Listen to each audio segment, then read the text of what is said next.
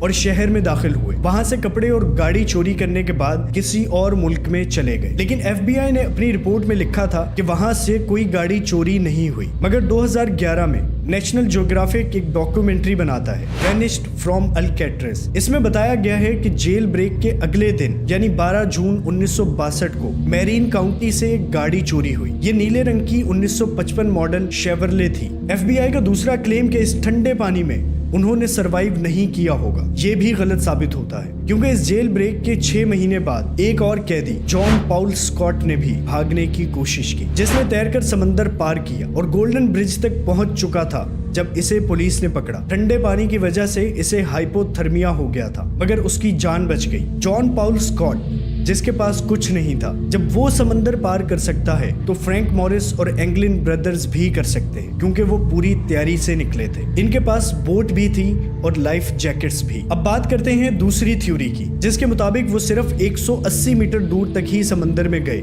وہاں ایک اور بوٹ ان کا انتظار کر رہی تھی اور یہ اس کے ذریعے امریکہ سے باہر چلے گئے. اب آپ سوچ رہے ہوں گے کہ دوسری بوٹ کون لایا اور 180 میٹر دور ہی کیوں؟ الکیٹرز کے ارد گرد 180 میٹر تک صرف آفیشیل بوٹ ہی آ سکتی تھی. اس کے علاوہ کسی بھی دوسری بوٹ کو پرمیشن نہیں تھی اس ایریا میں آنے کی. اس تھیوری کے مطابق فرینک موریس اور اینگلن بردرز نے جیل میں رہ کر ہی اس بوٹ کا انتظام کیا تھا، کیونکہ الکیٹرز میں کوئی عام قیدی نہیں ہوتے تھے. یہاں بڑے بڑے کرمنلز اور گینگسٹرز کا ہی ٹرانسفر ہوتا تھا اور ان کرمنلز کے جیل کے اندر اور باہر دونوں جگہ ہی کنیکشنز سٹرونگ ہوتے تھے، جس کا استعمال کرتے ہوئے ان تینوں نے یہ بوٹ ارینج کروائی. اب یہ جو دوسری تھیوری ہے اس کو زیادہ ویلیو دی گئی، کیونکہ 11 جون کی رات وہ وہاں سے جلدی میں بھاگے تھے، یہاں تک کہ اپنے چوتھے ساتھی ایلن ویسٹ کا بھی انتظار نہیں کیا. یہ صاف اشارہ ہے کہ انہیں اس رات طے وقت پر نکلنا تھا، شاید اس لیے کہ سمندر میں ایک بوٹ ان کا انتظار کر رہی تھی. اگر ایسا نہ ہوتا تو ایلن کی وجہ سے وہ اپنا پلان چینج کر سکتے تھے، یعنی اس رات کی بجائے کسی اور رات اسکیپ کرتے.